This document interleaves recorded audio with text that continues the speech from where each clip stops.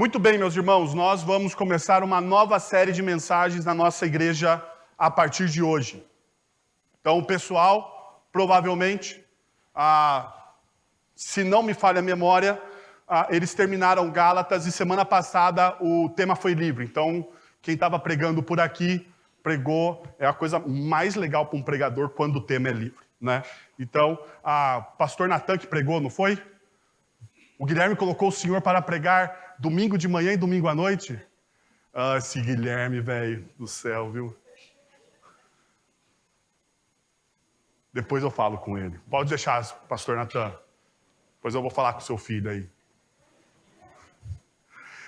Mas beleza, muito obrigado, pastor. O pessoal falou que a mensagem... Eu tive no grupo pequeno durante a semana e o pessoal falou que foi muito legal a sua palavra para a comunidade. Então, semana passada, pastor Natan pregou livremente. Então, agora nós estamos voltando para pregar uma série expositiva em uma carta do apóstolo Paulo. Em uma carta do apóstolo Paulo. E nós vamos falar sobre a carta aos Efésios. Aos Efésios. Duas cartas marcam a teologia reformada e presbiteriano gosta demais de duas cartas. Carta de Paulo aos Romanos. Então, teologia reformada, Paulo aos Romanos e Paulo aos Efésios.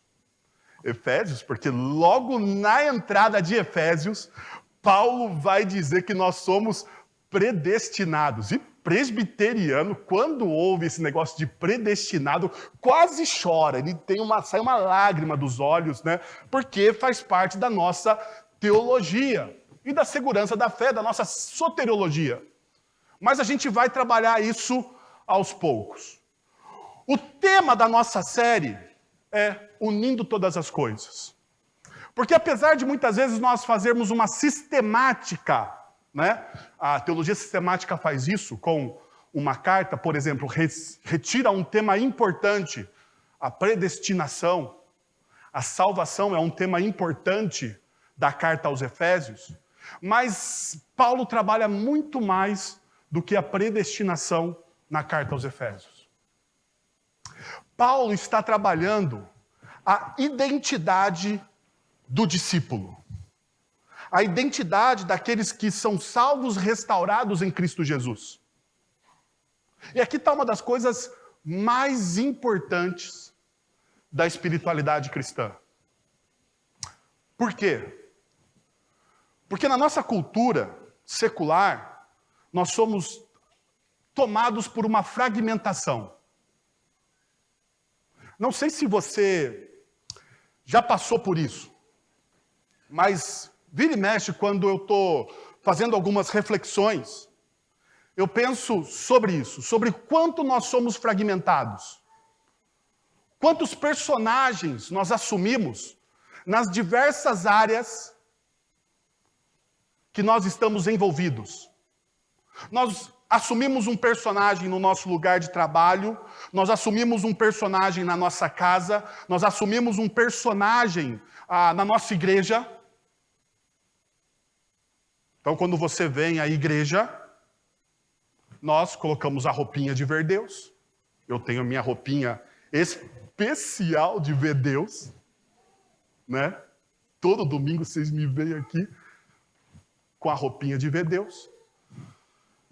E daí a gente incorpora algo ou alguém que não faz eco com a nossa semana. Às vezes você me olha aqui e fala assim, nossa, mas a vida desse pastor deve ser uma vida santa. Quando ele chega na casa dele, deve pisar nas nuvens. Os filhos obedecem somente com o olhar do pastor. Não existem brigas, discussões na casa do pastor, porque afinal de contas, ele é um homem manso, não muito manso. Vocês sabem disso. Não muito.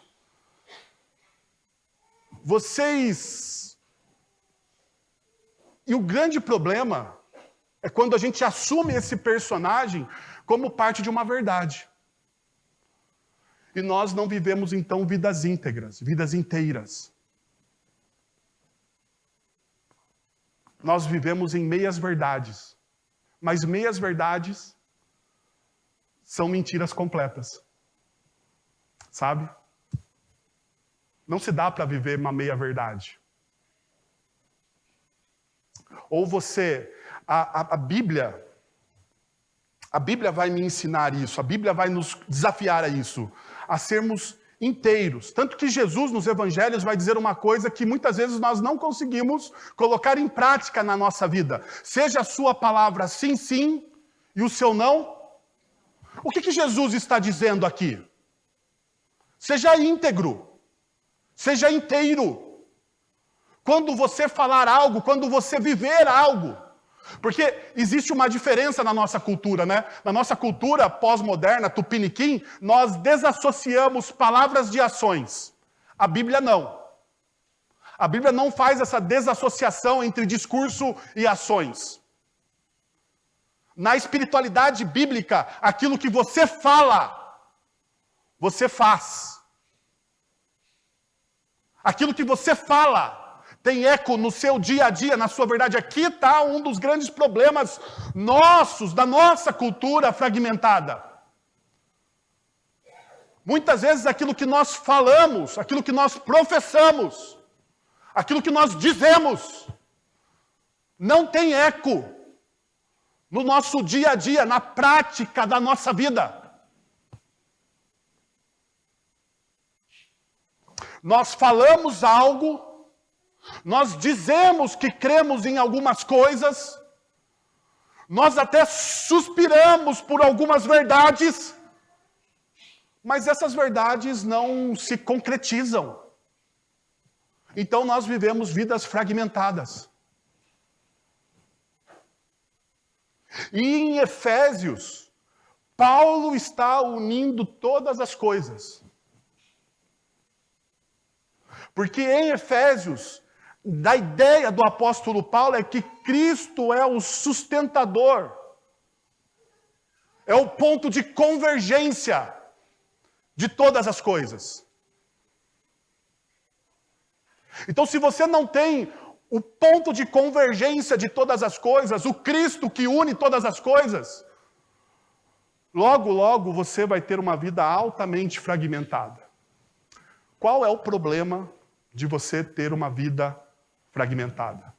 O problema de você ter uma vida fragmentada, muito para o além de viver uma meia-verdade o tempo todo, é o cansaço que isso gera. Porque veja, você já, entre nós aqui, entre nós, você já contou uma mentirinha? Você já contou uma mentirinha pequenininha? Ah, olha, só uma pessoa honesta. Uma pessoa honesta. No nosso meio, louvado seja o Senhor por isso. Quando nós contamos mentiras, qual que é o problema da mentira? É que você sempre vai ter que fazer o quê? Mentir novamente para sustentar aquilo que você contou. Então você vai ter que sempre... Só que daí tem um exercício. Qual é o exercício? Você contar para você mesmo aquela mentira para você não cair em quê? Em contradição. E aqui está o grande pulo da coisa. Você se cansa. Você se cansa. Por quê? Porque você não consegue lembrar de todos os detalhes da mentira que você contou.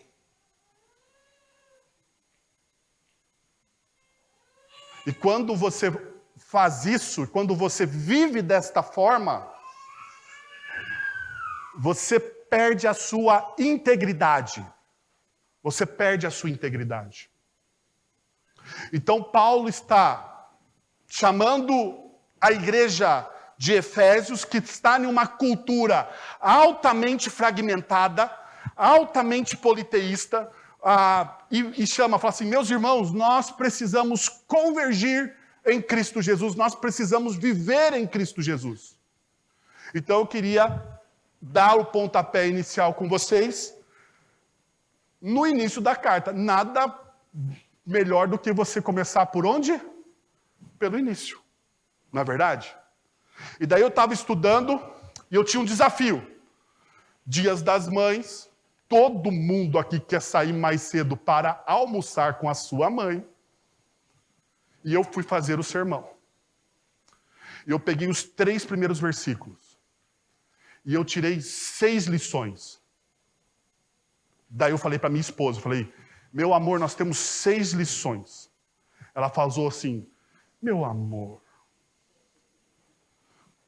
todo mundo quer ir almoçar. Dia das Mães. 6 lições não, você está voltando de férias. Não deixe ninguém irritado com você. Daí eu pensei, então vou ser presbiteriano. 3 lições. Vocês me acompanham nisso? Então, abra a carta de Efésios, capítulo 1, versos 1 e 2. E diminui um versículo ainda, olha só que beleza. Versículos 1 e 2, para vocês. Efésios, capítulo 1, versículos 1 e 2. Paulo, apóstolo de Cristo Jesus, pela vontade de Deus, aos santos e fiéis em Cristo Jesus, que estão em Éfeso. A vocês, graça e paz da parte de Deus, nosso Pai, e do Senhor Jesus Cristo. Está aqui. Que abertura. Vocês perceberam já as 3 lições que eu quero tirar com vocês desses 2 versículos? Já? Já sabem? Então deixa eu ajudar você nessa caminhada. Primeiro, afirme sua identidade e reafirme o seu chamado. Afirme a sua identidade e afirme a sua identidade e reafirme o seu chamado. Olha o que Paulo vai dizer. Paulo, apóstolo de Cristo Jesus, pela vontade de Deus. Em um mundo que frequentemente nos desafia e tenta nos definir de várias maneiras, nos impelir várias verdades, nós precisamos nos lembrar da nossa identidade em Cristo Jesus. A nossa cultura tem várias verdades. A nossa cultura nos apresenta vários desafios. No entanto, quando Paulo se apresenta à comunidade, ele se apresenta definindo quem ele é. Quem ele é. E perceba, olha o que ele fala. Eu sou o quê? Apóstolo. Eu sou apóstolo.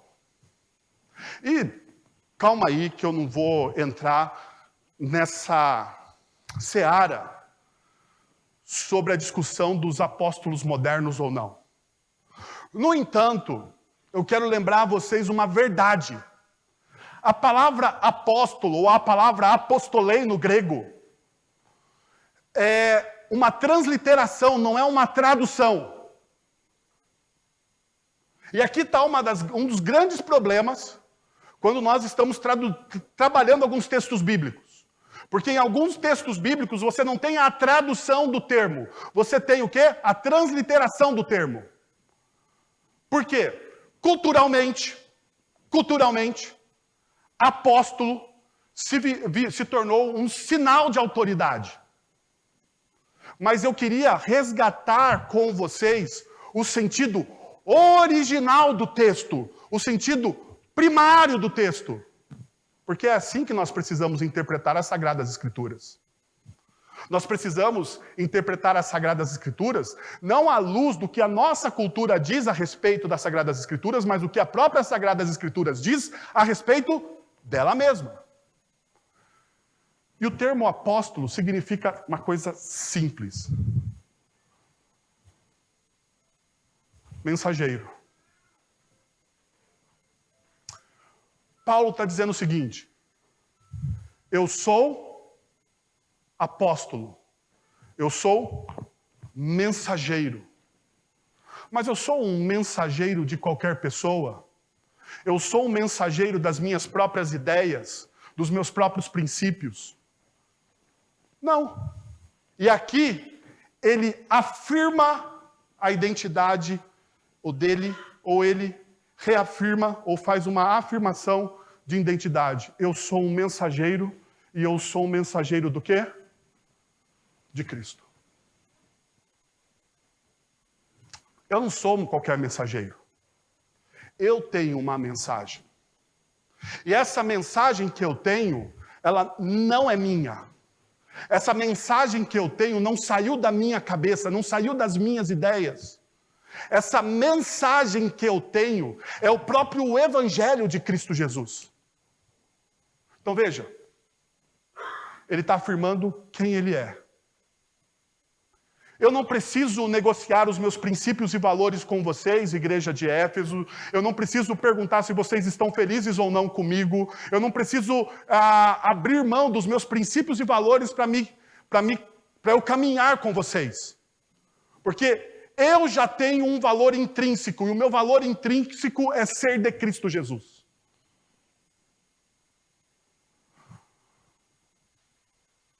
Qual é o problema de uma vida fragmentada? Pessoas fragmentadas têm necessidade de aprovação. Já parou para pensar nisso?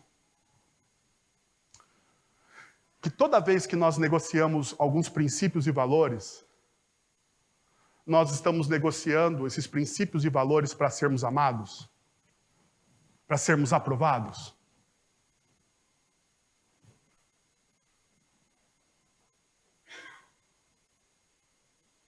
Nós negociamos nossos princípios e valores com os nossos filhos. Às vezes, porque nós não podemos ser muito duro com os nossos filhos. Não seja muito duro com o seu adolescentezinho que está lá na sua casinha, porque senão ele vai pegar birra de você. Ele vai ficar bravinho com você. Então não imprima muito princípios e conceitos bíblicos, porque afinal de contas, se ele pegar um rancorzinho de você, você vai ficar, ai, mas o meu filho não me ama.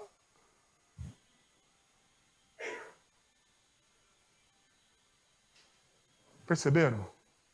Sempre que nós estamos negociando com pessoas, nós estamos negociando a nossa aceitação.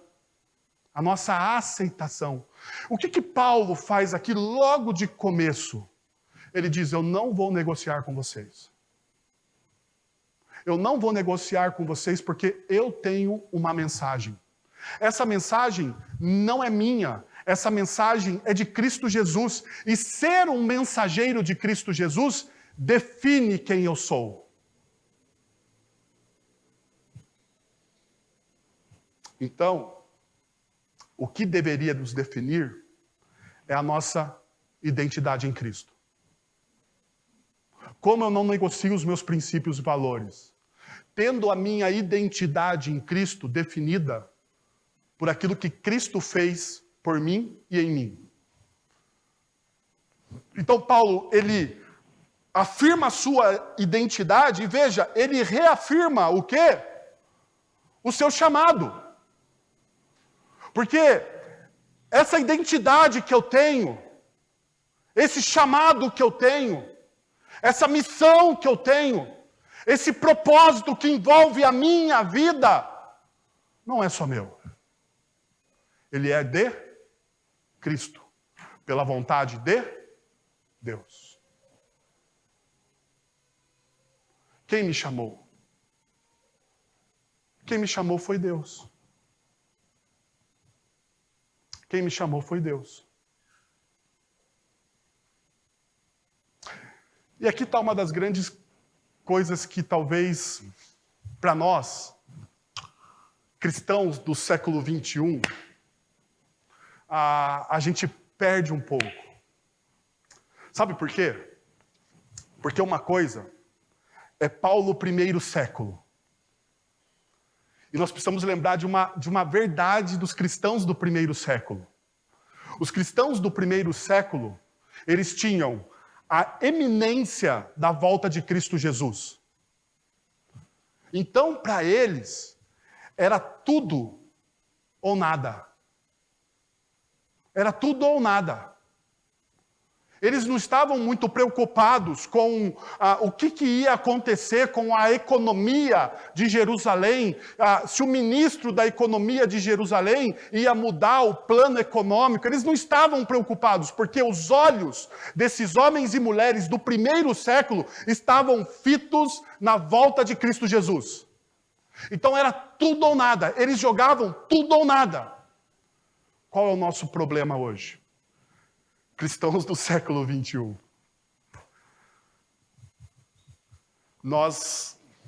Lembra que eu falei que existe uma distância entre o discurso e a prática? E isso fragmenta a nossa vida? Nós, cristãos do século 21, temos o discurso de que Jesus ele vai voltar. Vocês estão comigo? Jesus ele vai então voltar. A questão é quando?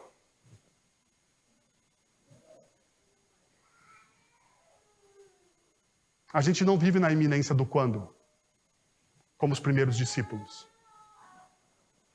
Então a gente fala assim, olha, Jesus ele vai voltar.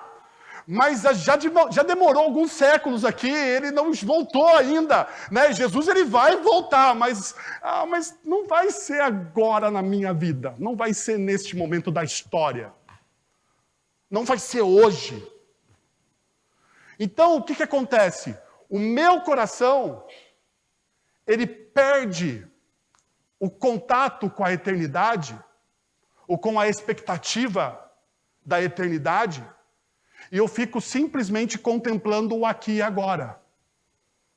E o aqui e agora é o problema da economia, se o ministro vai fazer não sei o quê, se vai ter não sei o quê, se vai ter lei contra não sei quem, e a gente fica tomado por todas essas coisas.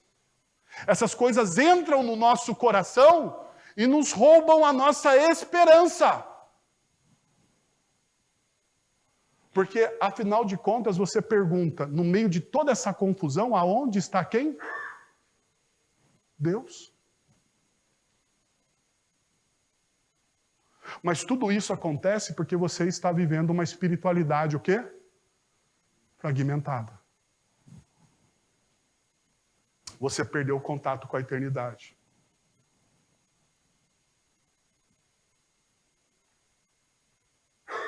Não faz sentido para você. E eu não estou te condenando.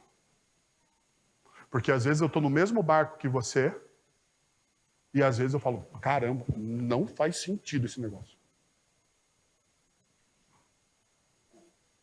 Mas o que Paulo está me lembrando aqui? Paulo está me lembrando que existe um Deus que me chamou, que existe um Cristo que me dá uma identidade nova, que reafirma o meu chamado. Veja, então a gente tem uma segunda questão. E ela passa por esse ponto. Vive em Cristo, em sua cultura. Veja o que o texto diz. Aos santos e fiéis em Cristo Jesus, que estão aonde? Em Éfeso. E aqui está uma das coisas que talvez a gente perdeu de vista dentro da comunidade cristã. Deus nos chamou para vivermos em sua presença e, ao mesmo tempo, fazer parte da cultura ao qual nós estamos inseridos. Como cristãos, somos chamados a ser sal e luz no mundo, dentro da nossa perspectiva cultural, exercendo a nossa vocação, fazendo nossos trabalhos ordinários, influenciando a nossa cultura com o amor e a verdade do Evangelho de Cristo Jesus. Em vez de nos isolarmos em uma cultura ou em subculturas gospels, nós devemos nos envolver ativamente em nossa comunidade, nossos amigos seculares, nossas universidades, nós devemos fazer ocupação cultural. Nós devemos entrar na cultura. Tanto é verdade isso, que veja o que acontece quando o evangelho entrou em Éfeso. Olha o texto. Atos capítulo 19, a partir do verso 23. Naquele tempo houve um grande tumulto por causa do caminho. Aqui a ideia do caminho é o evangelho, ok? Era chamado de povo do caminho, logo no começo do livro de Atos. Né? Então, houve um grande tumulto por causa do caminho, por causa do evangelho. Um ourives chamado Demétrio, que fazia miniaturas de prata no templo de Artemis, e que dava muito lucro aos artífices, reuniu-os com os trabalhadores dessa profissão e disse: senhores, vocês sabem que temos uma boa fonte de lucro nessa atividade, e estão vendo e ouvindo como este indivíduo, Paulo, está convencendo e desviando grande número de pessoas aqui em Éfeso, em quase toda a província da Ásia. E o texto continua dizendo, e eles numa reunião, dentro de uma assembleia, para fazer o quê? Para caçar o apóstolo Paulo, porque Paulo está entrando na cultura, modificando a cultura, sendo sal e luz dentro daquela cultura que era uma cultura pagã.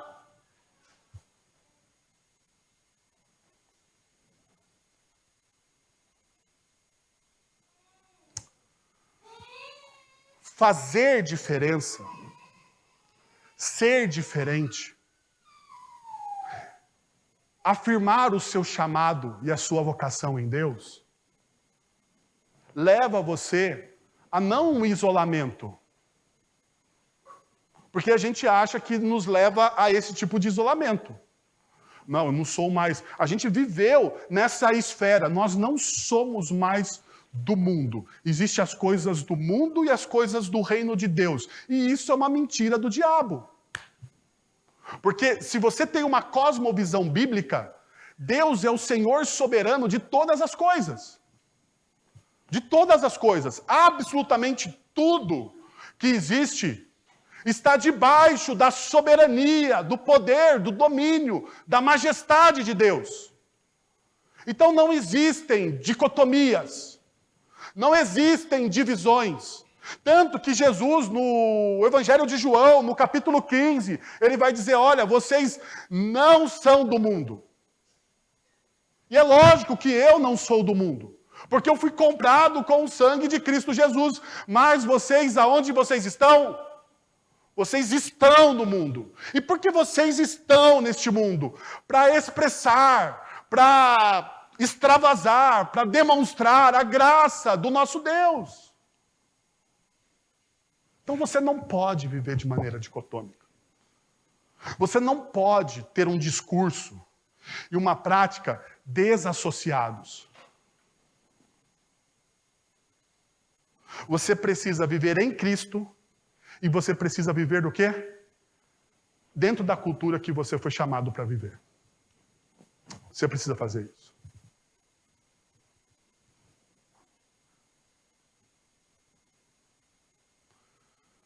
E você só vai fazer diferença se você fizer isso. A sua fé só vai fazer sentido se você fizer dessa forma.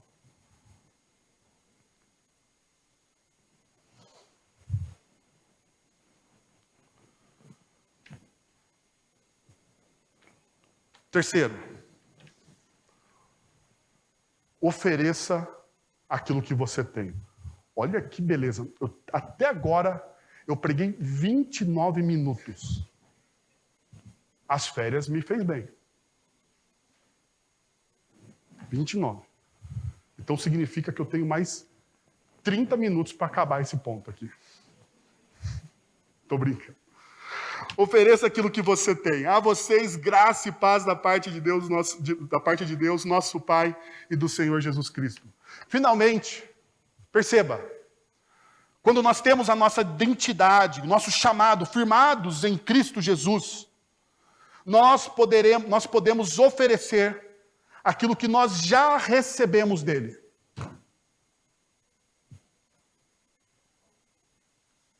O que Paulo está dizendo? A vocês, graça e paz. A vocês eu estou... Lembra aqui está a junção entre discurso e prática.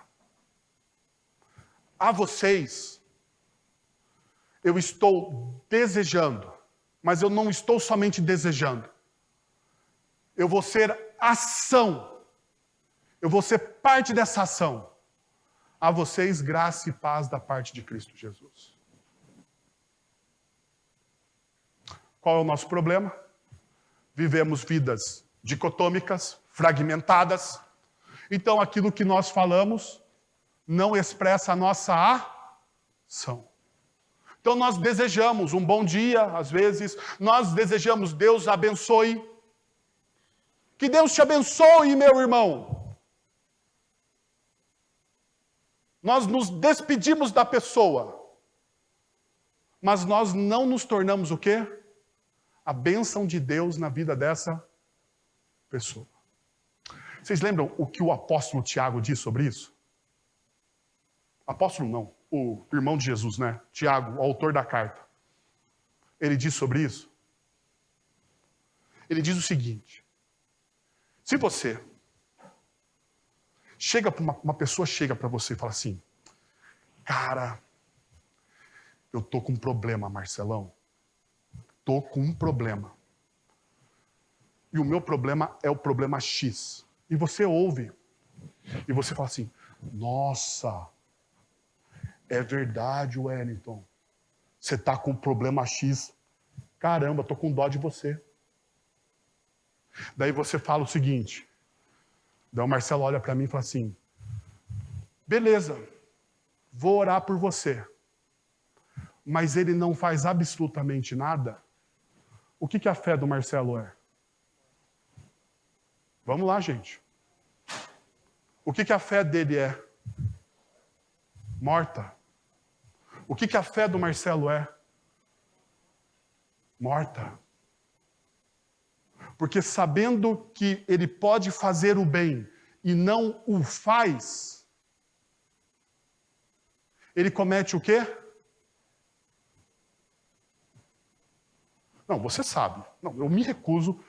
Se você sabe que precisa fazer o bem e não faz o bem, você comete o quê? Pecado.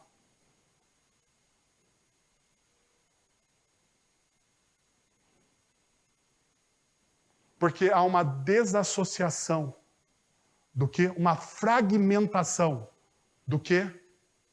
Do seu discurso com a sua prática.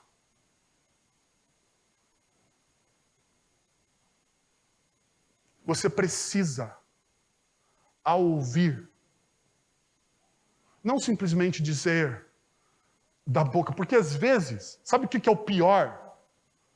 E eu já fiz isso. Vou confessar para vocês aqui. Ouvi o problema e falei assim, irmão, vou orar por você. Correria do dia a dia, e o que eu esqueci de fazer? Não orei pela pessoa.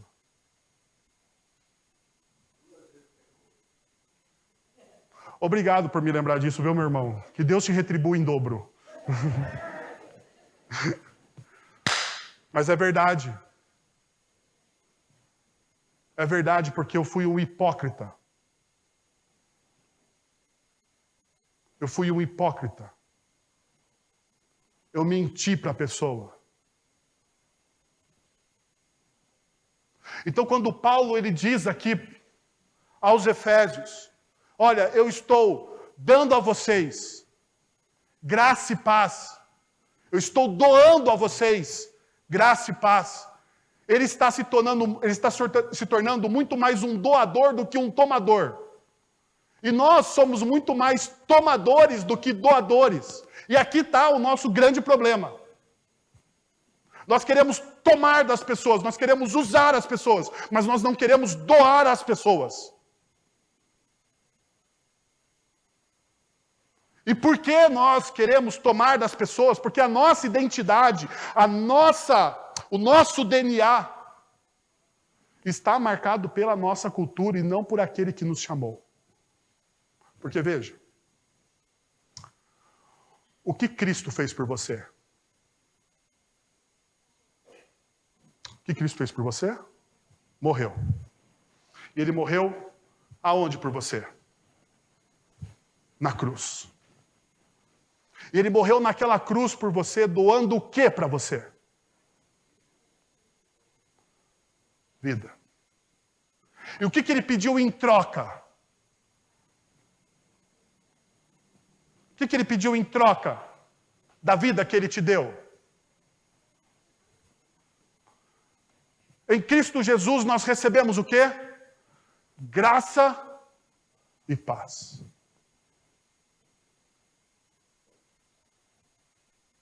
Você só pode dar aquilo que você tem. Deixa eu te perguntar. Você tem graça e paz aí para dar? Talvez se você não tem essa graça e paz, hoje talvez seja o dia que Deus escolheu para falar isso ao seu coração. Se você perdeu a sua identidade, você não tem a sua identidade firmada em Cristo Jesus, talvez hoje Cristo Jesus separou este dia para você, para chamar você a uma nova identidade em Cristo Jesus.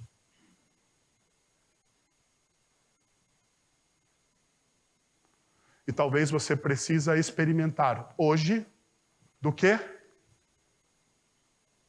Graça e paz. Porque você só pode dar aquilo que você tem. Que tal você fechar os seus olhos, pensar sobre isso firmemente e preparar o seu coração para a ceia do Senhor? Porque é na ceia do Senhor que nós recebemos graça e paz da parte de Cristo Jesus. Senhor, nós queremos te agradecer. Te agradecemos, ó Deus, pelo vivo sacrifício de Cristo Jesus. Pelo eficaz sacrifício de Cristo Jesus. Pelo pleno sacrifício de Cristo Jesus.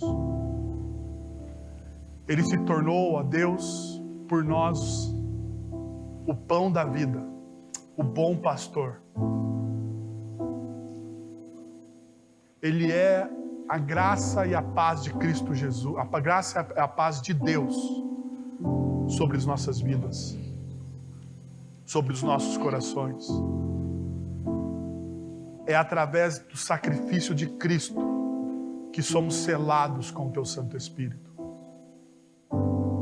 Te louvamos, te bendizemos, te agradecemos, Senhor, por essas realidades. Nos recebe, Senhor, como filhos amados em Cristo Jesus. Enche o nosso coração, ó Deus, com a graça e a paz do Senhor. É o que nós te pedimos, em nome de Jesus. Amém. Recebam a bênção, irmãos. Que a graça e a paz do Senhor Jesus, o amor de Deus, o nosso Pai, a consolação, companhia, direção do Espírito Santo de Deus esteja com vocês, meus irmãos, e com todo o povo de Deus, espalhado por toda a terra, desde agora e para sempre. Amém, amém e amém.